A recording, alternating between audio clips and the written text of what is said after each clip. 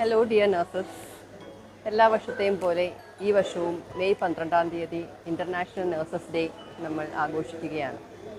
അവർ nurses അവർ future, caring for nurses strengthens economy എന്നതാണ് ഈ വർഷത്തെ തീമായിട്ട് ഇൻ്റർനാഷണൽ കോൺഫെഡറേഷൻ ഓഫ് നഴ്സസ് എടുത്തിരിക്കുന്നത്. തീമിൽ പ്രതിപാദിക്കുന്നത് പോലെ തന്നെ ലോകത്തെ എക്കണോമിയെ താങ്ങി നിർത്തുന്നത് നഴ്സുമാരാണ്.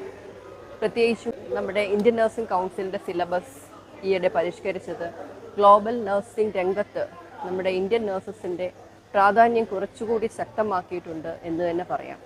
കാരണം ആ പഠനത്തോടൊപ്പം തന്നെ പാഠ്യേതര പ്രവർത്തനങ്ങളിലും നഴ്സിംഗ് സ്റ്റുഡൻസിന് വ്യാപൃതരാകാനും അങ്ങനെ ഒരു നല്ല നേഴ്സ് എന്നതിലുപരി ഒരു നല്ലൊരു ഹ്യൂമൻ ബീങ് ആയി, ഒരു എംപത്തറ്റിക് നേഴ്സായി നമുക്ക് ലോകത്തിന് സേവനം ചെയ്യാനും ഒരു നഴ്സിംഗ് സ്റ്റുഡൻറ്റിനെ ഇത് സഹായിക്കുന്നുണ്ട്. സോ നമുക്കെല്ലാവർക്കും ഈ നഴ്സസ് ഡേയിൽ ഒരുമിച്ച് പറയാം, proud to be a nurse.